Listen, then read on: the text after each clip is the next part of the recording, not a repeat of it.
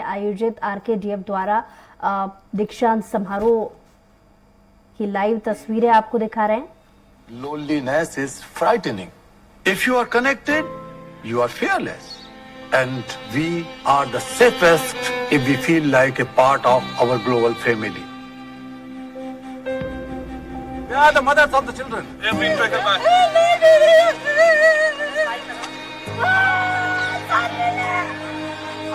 I am not a teacher or a preacher of compassion. I have made it a way of life. I truly believe that every solution lies in compassion in action.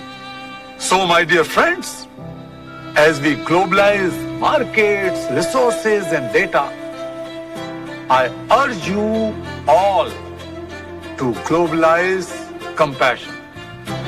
संगच्छध्वम संवदध्वम संभो मनांसि जानताम देवा भागम यथा पूर्वे संजानानाम उपासते।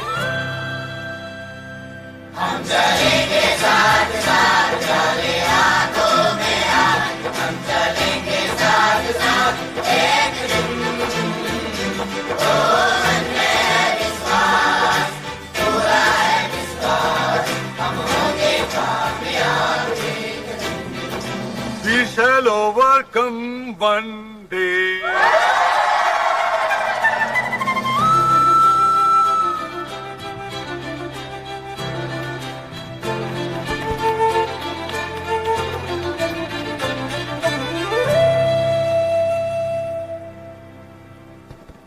We shall overcome one day. मैं आग्रह करूंगा आदरणीय सत्यार्थी जी को, जिनको सुनने हम सब यहाँ एकत्र हुए हैं, तालियों की गड़गड़ाहट के बीच में उन्हें आमंत्रित करना चाहता हूं। आदरणीय कैलाश सत्यार्थी जी।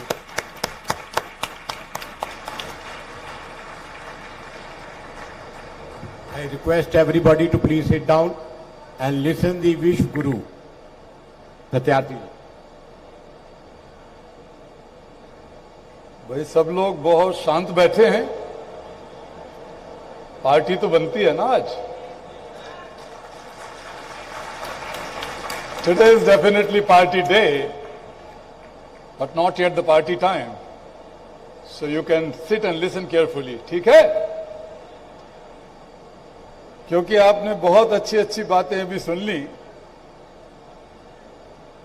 और कुछ लोगों ने gold medal, silver medal, PhD की डिग्रियां, दूसरी डिग्रियां ले ली।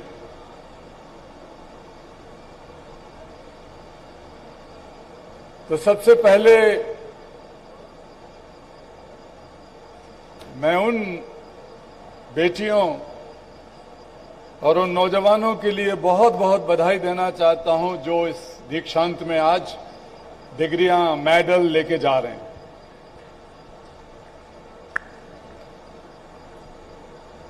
प्यारे बच्चों, नौजवान साथियों, आदरणीय बहन साधना जी, भाई सुनील जी, हमारे प्रो वाइस चांसलर साहब, वाइस चांसलर और मंच पर बैठे लोगों, ये भोपाल आने में मुझे हमेशा अच्छा लगता है। भोपाल मेरे घर की तरह है। मैं विदिशा में पैदा हुआ, वहीं से इंजीनियरिंग किया, पढ़ाया भी वहीं इंजीनियरिंग कॉलेज में। लेकिन उस समय दो बहुत प्रसिद्ध लेकिन बड़े शैतान कॉलेज हुआ करते थे, एसएटीआई और एमएसीटी। शैतानी इस बात की कि हम जैसे छात्रों को अगर कॉफी पीने आना होता था तो विदिशा में कॉफी नहीं बनती थी, ना कोई कॉफी हाउस था, तो न्यू मार्केट में कॉफी पीने आते थे। लेकिन कॉफी पीने आने के लिए कोई पैसा खर्च नहीं करता था, किसी के पास कार या मोटरसाइकिल नहीं थी। जो ट्रेन सामने आई उसे रोका और भोपाल में ट्रेन खींच के फिर उतर गए, कॉफी पी चले गए। तो ये जो कॉफी हाउस था यहाँ एकमात्र न्यू मार्केट में, ये छात्र नेताओं के बैठने का अड्डा था। छात्र का मतलब दो चार छात्राएं भी थीं, मैंने पहली बार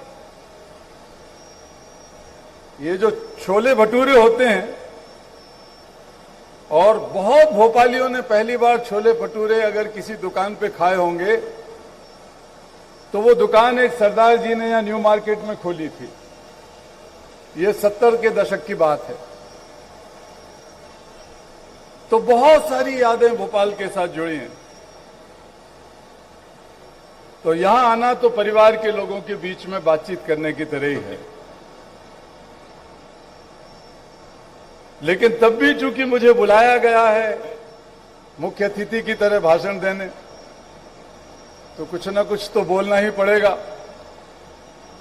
और आप लोग भी सुनने के लिए मजबूर हैं या सुनना चाहते हैं? मैं समझा नहीं कि आपने मजबूर होने पे ताली बजाई या सुनना चाहते उस पे ताली बजाई।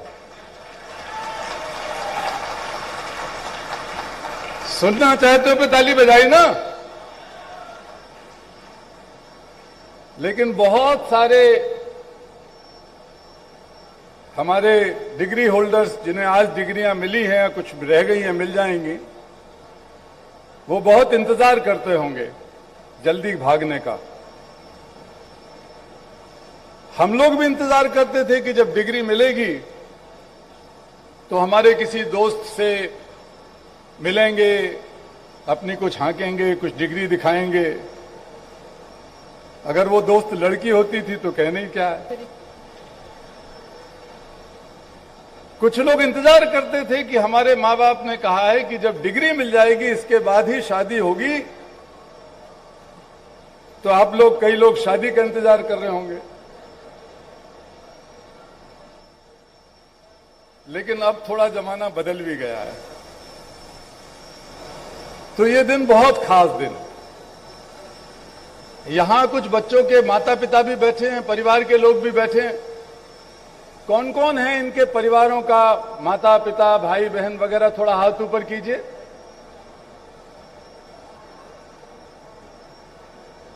कम लोग हैं, कम हैं,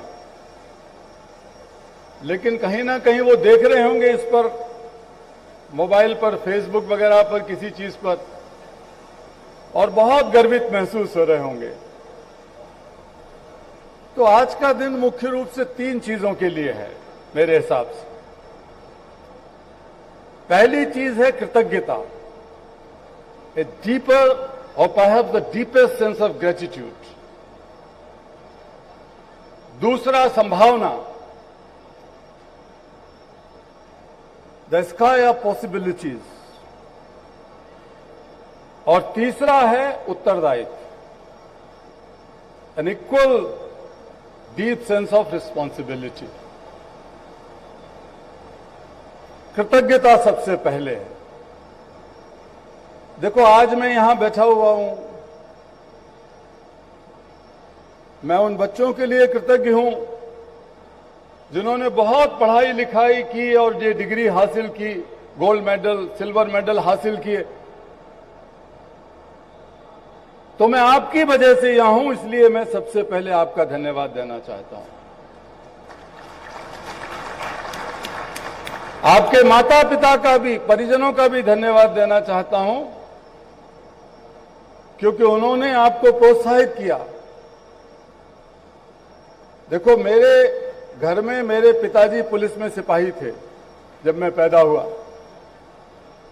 और मेरी मां बिल्कुल अनपढ़ थी। लेकिन मेरी अनपढ़ मां ने अपने 4 बेटों के लिए पढ़ाने में कोई कोर कसर नहीं छोड़ी। और एक बेटी को, जिस बेटी ने कई विषयों में एमए किया और जो प्रिंसिपल होकर रिटायर हुई विदिशा में लड़कियों की स्कूल की, और मेरे सबसे बड़े भाई डिस्ट्रिक्ट एजुकेशनल ऑफिसर थे, प्रोफेसर भी थे।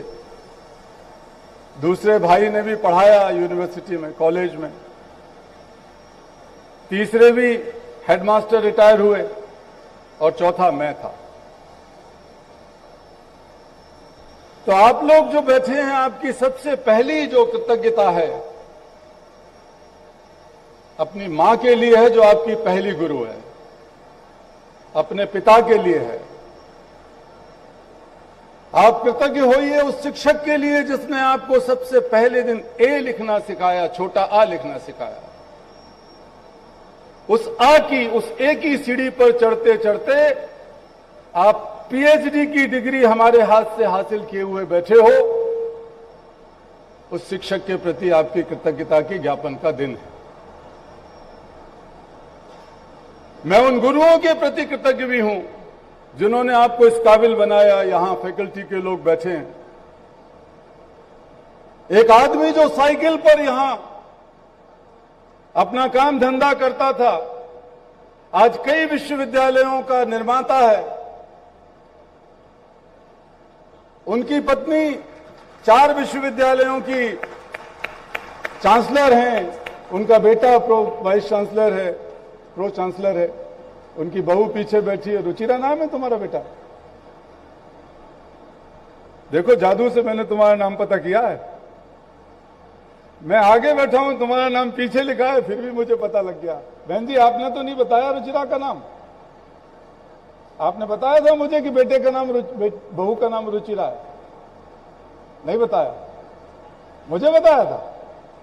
आपने कहा कि मेरी बहू के, आपने नहीं कहा बल्कि आपके श्रीमान जी ने कहा, सुनील जी ने, कि बहू के माता पिता कोरोना में बीमार हुए और वो इलाज के लिए कहीं भी भेजने को तैयार थे, लेकिन बहू ने कहा कि नहीं भाई, हम तो आपसे इलाज कराएंगे, पापा आप ही यहां रखिए, उन्हें इलाज कराइए। और ठीक हो गए वो। लेकिन मजाक कर रहा हूं, मैं जब आगे बैठा था तो मैंने पीछे आपका नाम पढ़ा था, जादू से नहीं बताया। जो बाबा, साधु, औलिया, फकीर, ये जो जादू करने का, चमत्कार करने का धोखा देते हैं समाज को, आज आप पीएचडी होल्डर्स हैं, आप इंजीनियर्स हैं, आप डॉक्टर्स हैं। समाज में से इस बुराई को खत्म कीजिए। ये विज्ञान के, तर्क के और विवेक के विपरीत है। ईश्वर पर भरोसा कीजिए, अपने आप पे भरोसा कीजिए। ईश्वर और आपके बीच में किसी को मत आने दीजिए।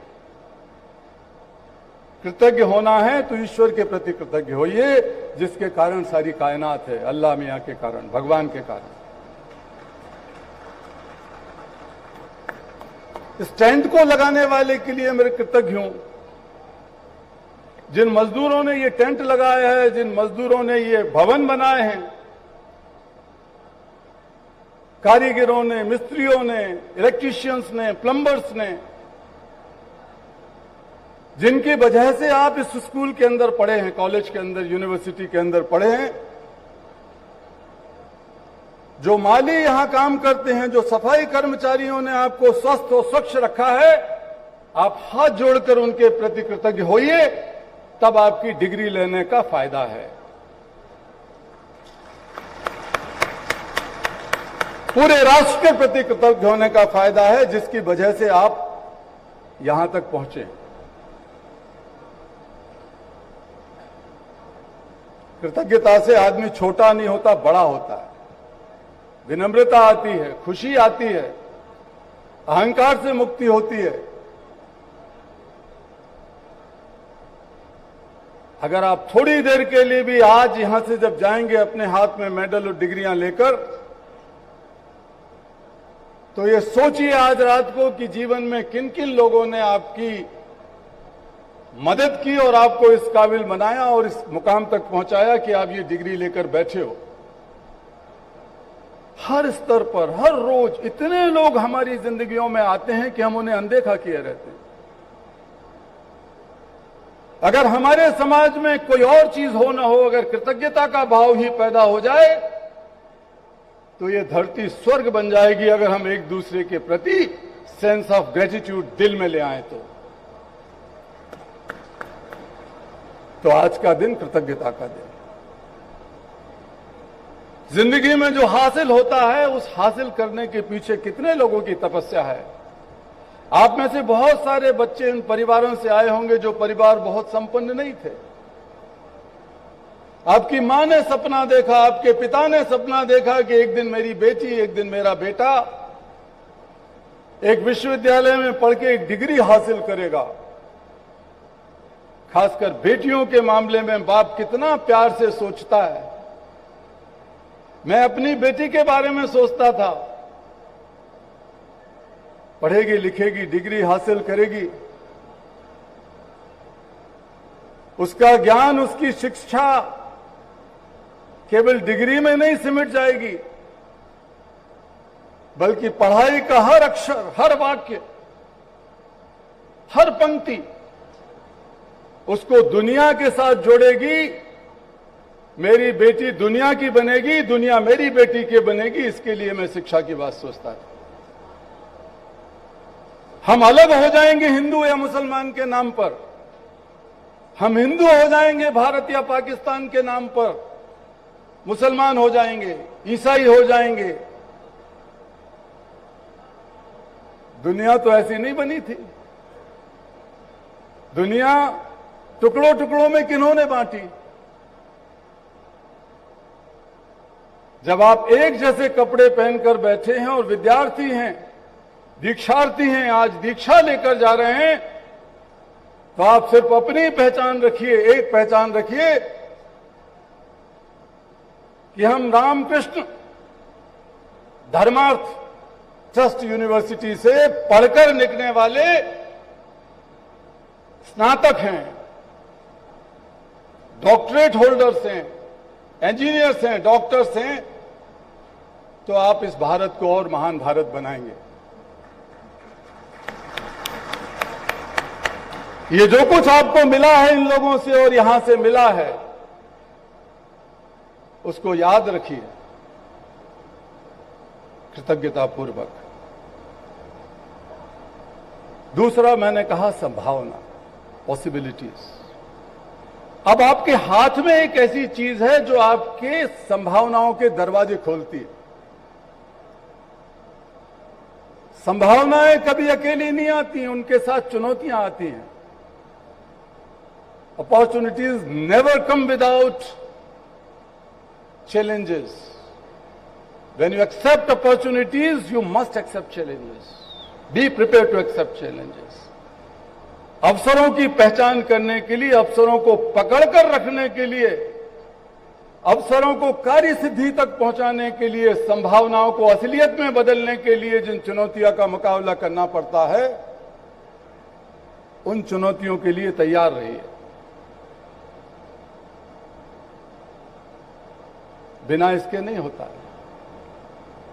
मेरे शरीर का कोई अंग ऐसा नहीं है जिस पर माफियाओं ने हमले ना किए हों और जिसमें दर्द ना होता हो। मेरा दायां पांव टूटा हुआ है क्योंकि मैं नेपाल की कुछ बेटियों को, जिन्हें गुलाम बना के सर्किस में वेश्याओं से भी बुरी हालत में, जानवरों से भी बुरी हालत में रखाया जा रहा था, उनको मुक्ति कराने के लिए, छुड़ाने के लिए पहुंचा तो मालिक ने हम पर हमला कर दिया, उसके गुंडों ने। मेरी रीढ़ की हड्डियां टूटी हुई हैं क्योंकि एक मंदिर है नाथद्वारा का राजस्थान में, जहां आज से 30-40 पहले तक दलितों का, जिन्हें अछूत कहा जाता है, अछूतों का प्रवेश नहीं होता था, वर्जित था, लिखा हुआ था बाहर, शूद्रों का प्रवेश वर्जित है। मैंने कहा हमारे भारत में कहा गया है, हमारे वेदों में कहा गया, संगच्छध्वम संवदध्वम संभो मनांसी जानताम, साथ चलो, कोई पिछड़ ना जाए, कोई बिछुड़ ना जाए, कोई पीछे ना रह जाए। ये कहीं नहीं कहा हमारे ऋषियों ने कि साथ चलो, लेकिन मंदिर के दरवाजे से बाहर दलित को छोड़ देना, औरत को छोड़ देना, और तुम अंदर जाके पूजा पद्धति करके पुण्य कमा के वापस लौट जाना, और वो औरत या वो दलित ताकता रहेगा बाहर। ये तो नहीं कहा हमारे ऋषियों ने। उन्होंने तो कहा संभव मनांसी जानताम, सब एक जैसा सोचेंगे, सबका हृदय एक जैसा होगा, समान ही हृदय आने वाला। तो जब मैं ऐसे अछूतों को, ऐसी महिलाओं को लेकर मंदिर में घुसा तो वहां पर मुझ पर हमला हुआ और मेरी रीढ़ की हड्डियां टूट गई, हॉस्पिटलाइज हो गए। तो हॉस्पिटलाइज होने से तुम लोग ताली बजा रहे हो, लेकिन उसका परिणाम यह हुआ कि भारत के राष्ट्रपति तक इसकी गूंज पहुंची और 15 दिन के अंदर राष्ट्रपति का एक बयान आया, जो खुद दलित थे उस समय, कि मैं स्वयं उस मंदिर में प्रवेश करना चाहता हूं। अब हड़कंप मच गई सारे प्रदेश में, और राष्ट्रपति जी के कहने के बाद सारे लोग वहां चले गए और सबने मिलकर पूजा अर्चना की, और जो पत्थर लगा हुआ था वो हटा दिया गया। तो संभावनाएं छुपी हुई हैं इन चुनौतियों के भीतर। सब कुछ अब प्लेट में नहीं मिल जाएगा। नौकरियों के पीछे भागने की जरूरत नहीं है। अभी हमारे एक वक्ता कह रहे थे, सिंह जी कह रहे थे शायद, कि भाई आप विदेश भागते हैं, आप केवल नौकरियों के बारे में सोचते हैं, तो ज्ञान का मतलब सिर्फ नौकरियां करना नहीं है। एक बहुत सरल शब्दों में हमारे यहां संस्कृत का वाक्य है, सा विद्या या विमुक्तये। प्राइमरी स्कूल में जब मैं पढ़ने गया तो मेरे स्कूल के अंदर ये वाक्य लिखा हुआ था, सा विद्या या विमुक्तये। तो उसका अर्थ मैं नहीं जानता था, लेकिन धीरे धीरे मैं जानने की कोशिश कर रहा हूं। मैं ये नहीं कह सकता कि मैं सारे अर्थ जानता हूं, लेकिन अब मेरी समझ में आया कि शरीर एक हमारा तल है, जिसमें भूख है, प्यास है, स्त्री पुरुष के संबंध हैं, इस तरह की चीजें। शरीर के ऊपर एक और तल है जो आपको सुरक्षा, थोड़ी सी पहचान वगैरह की चिन्हित कराता है, एक सीढ़ी है। इसके ऊपर भी एक सीढ़ी है जो आपको मनोरंजन, सौंदर्य, कलर्स, ये वो सिनेमा, इसके बारे में प्रेरित करती है। और फिर और उसके ऊपर की सीढ़ी है जो आपका नाम, आपका पद, आपका सम्मान, आपका वैभव, आपकी पोस्ट चाहता है, डिग्रियां चाहता है। और उसके ऊपर की सीढ़ी है कि जब ये सब मिलने लगे तो लोग सोचते हैं यार अभी भी कुछ रह गया है। सब कुछ मिलने के बाद सोचते हैं अभी कुछ रह गया है, खालीपन। वो खालीपन है संतोष, संतुष्टि। वो खालीपन है शांति के साथ रात को नींद आना।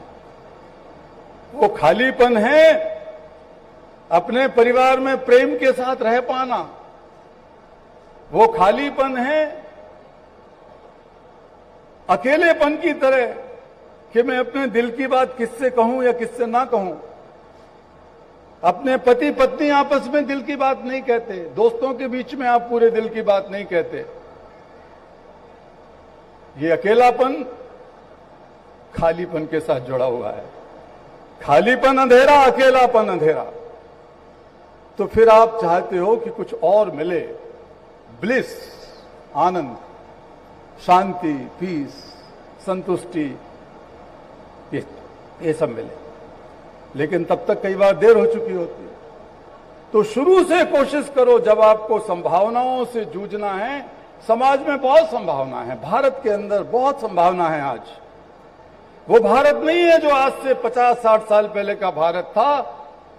अब ये भारत संकल्पों से भरता जा रहा है, लेकिन संकल्पों से भरने के साथ ये भी जरूरी है कि हम भारतीय होने पर गर्व करते हुए वो कोई चीज हमारे दिमाग में ना लाना चाहें जो भारत माता की संतानों को आपस में बांटती है, घृणा करती है, एक दूसरे से जुदा करती है। उन चीजों को हम दिल से, दिमाग से निकालें, तब हम सच्चे भारतीय होंगे।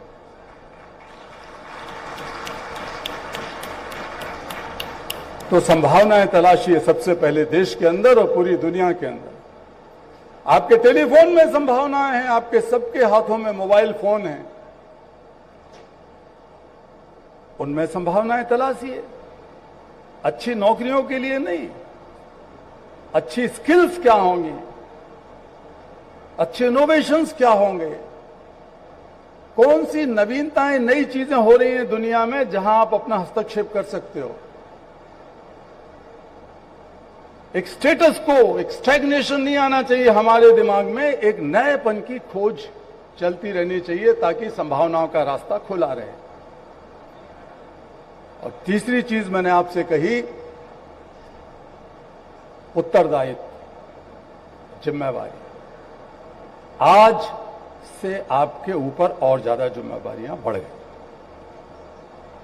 एक नैतिक जिम्मेवारी जो सबसे बड़ी है, सारी दुनिया में जो समस्याएं हो रही हैं उनमें एक बड़ा कारण है जिम्मेवारी का अभाव, lack of responsibility, lack of mutual responsibility.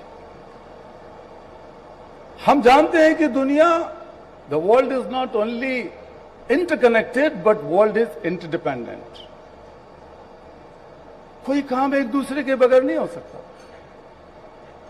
अभी 2 साल पहले, 3 साल पहले जब कोरोना आया तो चमत्कार हुआ कि नहीं हुआ? चमत्कार यह हुआ कि पहली बार किसी वैक्सीन को इतने जल्दी खोज लिया गया, क्योंकि दुनिया भर के वैज्ञानिक,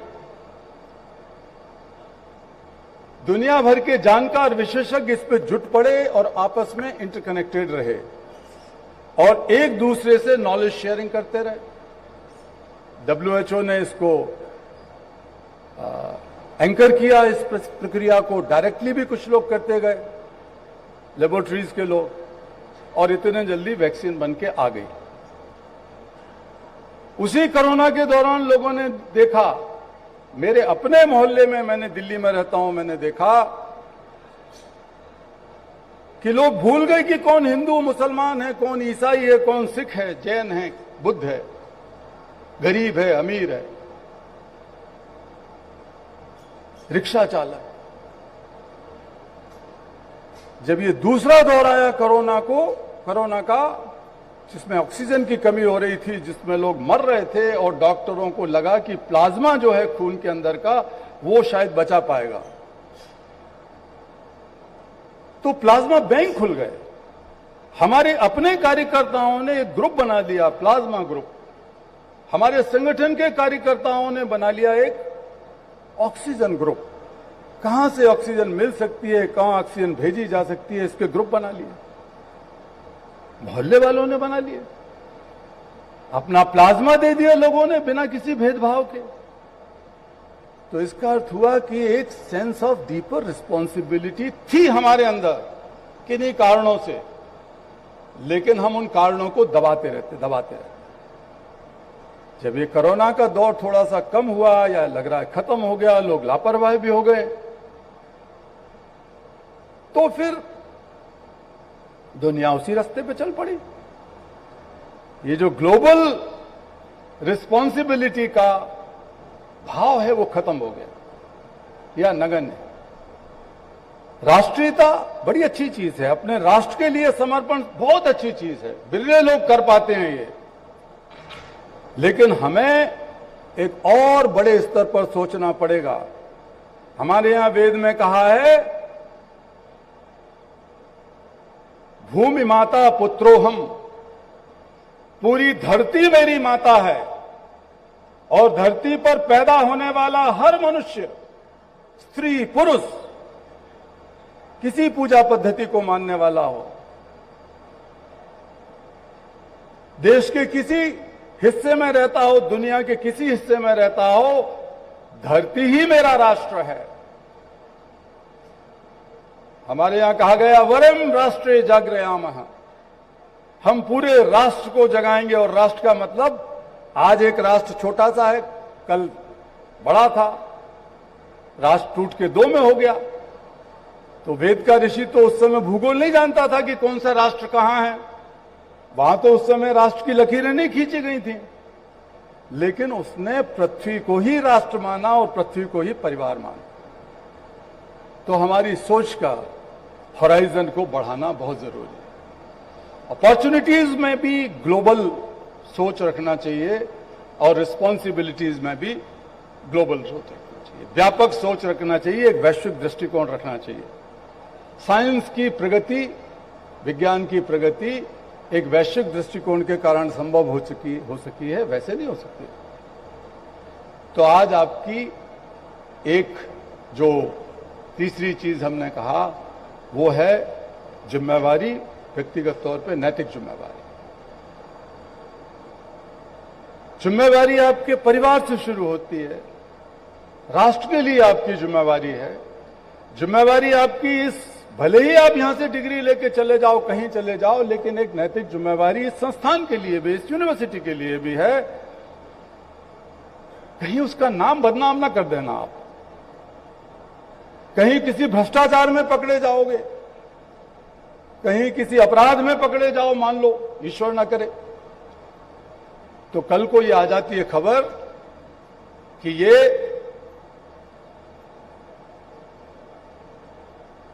आर.के. रामकृष्ण धर्मार्थ ट्रस्ट से थे, आ जाएगा ना आपका सूची में ना। तो एक नैतिक जिम्मेवारी है कि आप जहां से पढ़ के गए, शिक्षा और डिग्रियां लेके हासिल करके गए हैं, उसके नाम को आगे बढ़ाएं, उसको गर्वित और गौरवान्वित करें।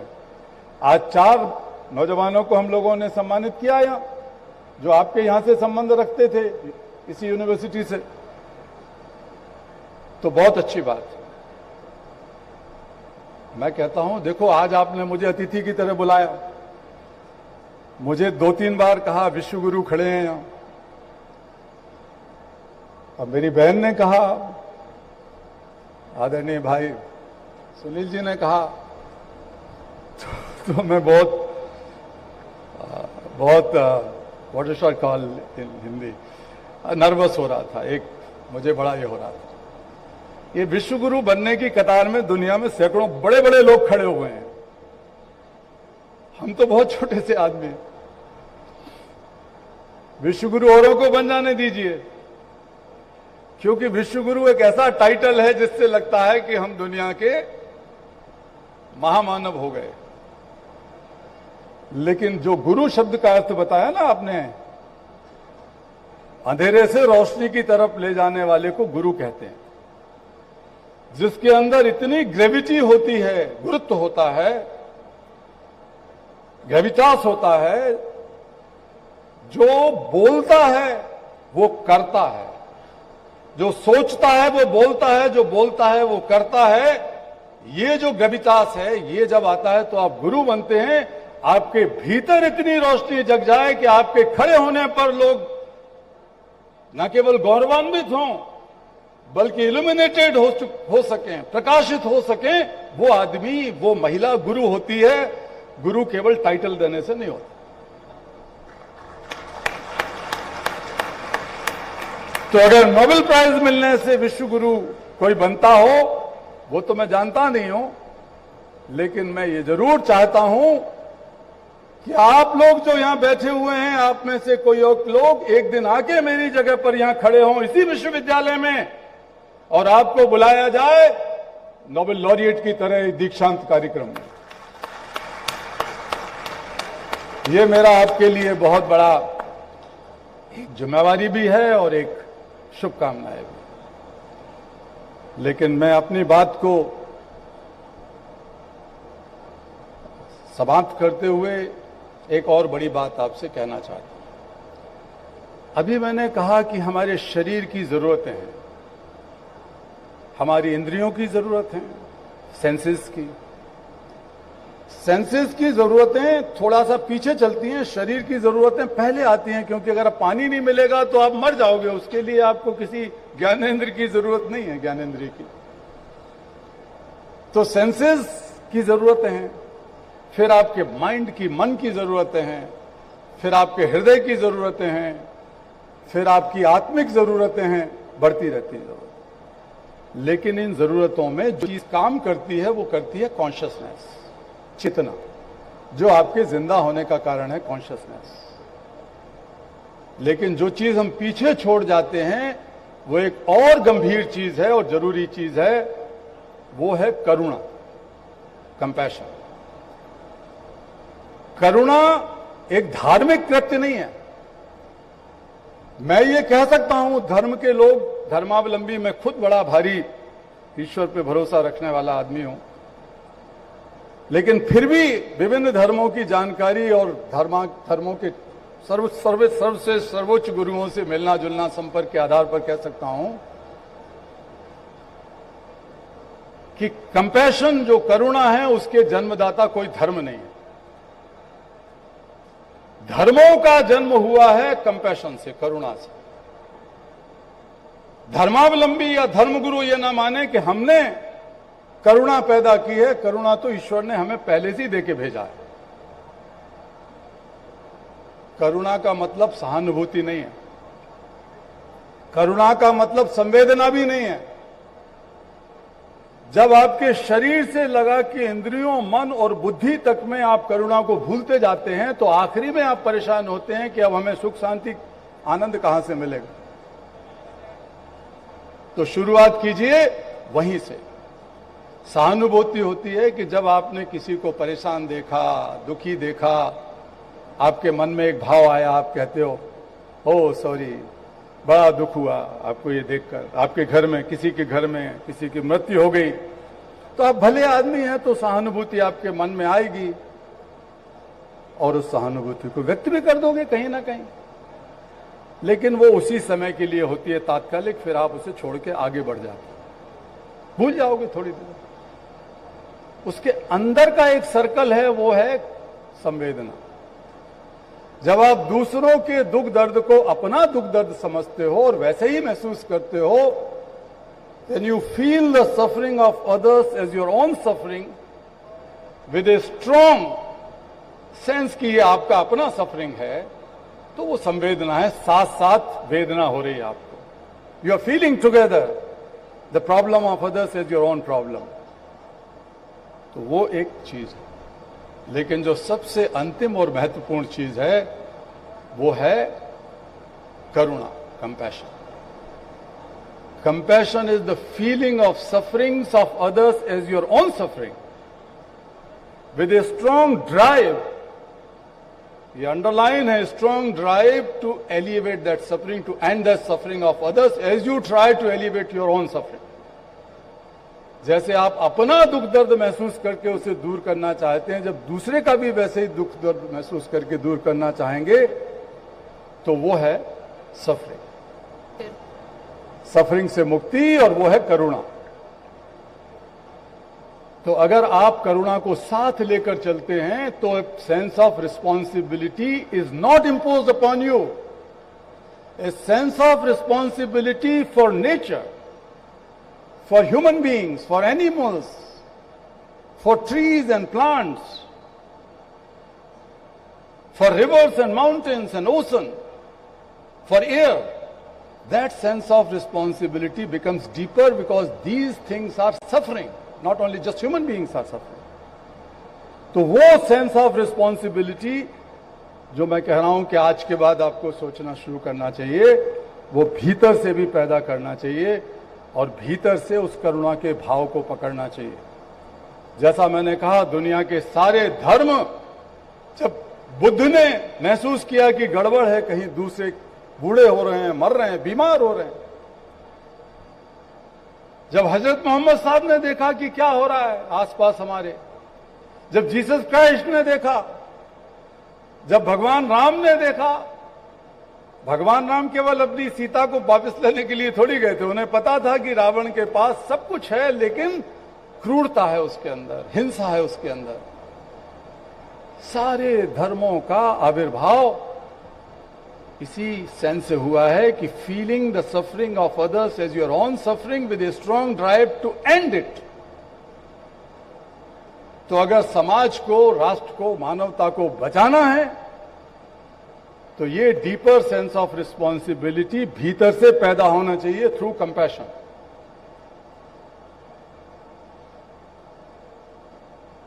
तो आज जब आप लौटें तो सोचिए कि आपकी जिम्मेवारी किस किस के प्रति कितनी कितनी हो सकती है। उसका बोझ अपने दिल पे ना रखें, सोचना शुरू करें दिल से, पूरे राष्ट्र के लिए, पूरी मानवता के लिए। तो आपके दीक्षांत समारोह में मेरे आने का कुछ मकसद ठीक ठाक होगा। आप जानते हैं कि मैं ना तो कोई नेता हूं, ना कोई उपदेशक हूं, ना कोई धर्मगुरु हूं, ना कोई और इस तरह की भाषण करने वाला हूं। मैं आप लोगों में से एक हूं। मैंने बताया ना कि जब पहला छोले भटूरे खाए मैंने, कुलचा नहीं था, वो पटूरा था जो तल के निकालते थे सरदार जी, तो आपके भोपाल में से खाया। तो आप में से ये हुआ कि नहीं? लेकिन हो सकता है कि मैंने और मेरे साथियों ने उस समय इंजीनियरिंग कॉलेज में पढ़ते वक्त बिना टिकट चलते हुए ट्रेन की चेन खींच खींच के भोपाल और विदिशा का दौरा किया हो। मैं आपसे वो नहीं चाहता कि आप वो करो, क्योंकि मैं और मेरे साथी ऐसा करते रहे। लेकिन अब कोई सुन रहा होगा तो मुझे अब तो सजा नहीं देगा, क्योंकि आधी शताब्दी गुजर गई उस चीज के लिए। लेकिन हम सब लोग बहुत भाग्यशाली हैं कि इस देश में पैदा हुए हैं। आप लोग बहुत भाग्यशाली हो कि इस विश्वविद्यालय में आप पढ़ के यहां से डिग्रियां लेके जा रहे हो। जिन गुरुओं ने, जिन लोगों ने आपके जीवन को बदलने में जो भी जरा सा भी थोड़ा भी योगदान दिया है, आप उनको धन्यवाद देते हुए यहां से जाएंगे, मुझे यकीन है। और ये कभी मन में मत लाइए कि मैं अकेला हूं, मैं अकेली हूं, इतनी बड़ी समस्याएं हैं भारत की, इतनी बड़ी समस्याएं दुनिया की, तो मेरे से कैसे हल होंगी? अरे जब मैंने काम शुरू किया, आज से लगभग 45 साल पहले, कि एक बाल मजदूरी या बच्चों की गुलामी एक समस्या है, ये अपराध है, ये अमानवीयता है, उस समय तक इस पर कहीं चर्चा नहीं होती थी भारत या पूरी दुनिया में। कोई एक व्यक्ति नहीं था, कोई एक संगठन नहीं था, कोई एक अंतर्राष्ट्रीय कानून नहीं था कि बच्चों की गुलामी को कैसे रोका जाए, उस पर एक ठोस फैसला करे। तो ये सोचना पागलपन था। ऐसा नहीं था कि मुझे कहीं कोई चीज लिखी हुई मिल गई हो, कोई किताब नहीं थी इस पर, कोई टेलीविजन शो नहीं था, कोई एक अखबार में खबर नहीं थी इस मुद्दे पर। तब भी हम जैसे साधारण व्यक्ति ने, आपके ही टीटी नगर में और एमए सिटी में और नई पुरानी भोपाल के स्टेशन पे बैठे हुए ये सोचते रहे कि नहीं, हम करके मानेंगे। तो बड़ा सपना देखकर आप ये कर सकते हो संकल्प के साथ। तो ये मत सोचिए कि आप अकेले हैं। अकेले हैं तो कोई बात नहीं, आप अनंत ऊर्जा से भरे हुए हैं, आप अनंत चेतना से भरे हुए हैं, आप अनंत करुणा से भरे हुए हैं। इस करुणा को आप अपने बेटे, बेटी, परिवार, पिता, पति, पत्नी तक सीमित मत रखिए। इस करुणा के दायरे को फैलाइए। परमात्मा ने आपको समंदर दिए करुणा का, आप उसको एक कटोरे में, एक लोटे में, एक मुट्ठी में भर के घूमते फिरते हो, तो दुनिया की ये हालत बन गई है। जब आप अपने इर्द गिर्द एक दूसरे के प्रति जिम्मेवारी के भाव से, करुणा के भाव से काम करेंगे, तो बहुत बड़ा चमत्कार दुनिया के अंदर होगा। एक बार एक जंगल में आग लगी थी, सारे जानवर अपनी जान बचाने के लिए भाग रहे थे। उनमें शेर भी था जो जंगल का राजा था। तो जंगल के राजा की नजर पड़ी एक छोटी सी चिड़िया पर। चिड़िया सीधी लपटों की तरफ दौड़ रही थी, वो पीछे नहीं भाग रही थी। तो शेर ने डांट के कहा, क्या कर रही हो, आत्महत्या करने जा रही हो? उसने कहा, नहीं महाराज, मैं इस जंगल में पैदा हुई हूं, मैं इस आग को बुझाने के लिए जा रही हूं।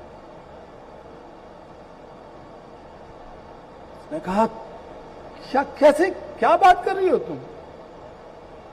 हम सब जगह के लिए, तुम भी चलो। तो चिड़िया ने विनम्रता पूर्वक जंगल के राजा से कहा, महाराज, मेरी चोंच में रखी हुई पानी की एक बूंद को देखो।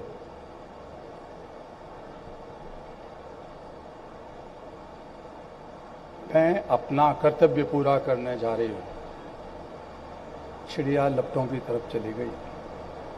जंगल और दूसरे हाथी, शेर, दूसरे जानवर भाग गए छोड़कर।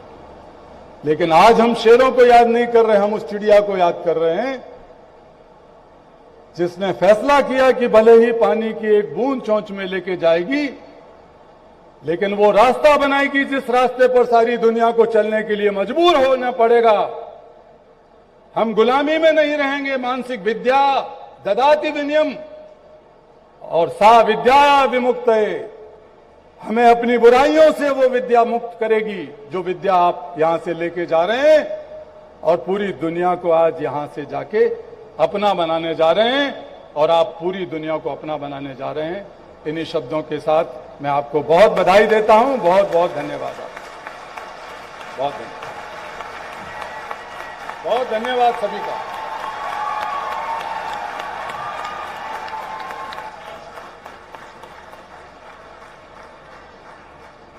Thank you so much, sir, for such a thoroughly inspiring perspective on this highly significant occasion.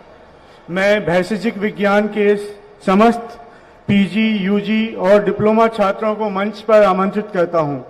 भैषजिक विज्ञान के समस्त स्नातकोत्तर, स्नातक एवं पत्रोपाधि पात्र विद्यार्थी कृपया मंच पर आए। माननीय कुलपति महोदय, मैं इन अभ्यर्थी को प्रस्तुत कर रहा हूं जिन्होंने परीक्षण उपरांत संबंधित उपाधि ग्रहण करने के सर्वथा योग्य पाया गया है। इन्हें उपाधि दिए जाने की अभी। इसी के साथ बुलेटिन में इतना ही। आप देखते रहिए स्वराज एक्सप्रेस।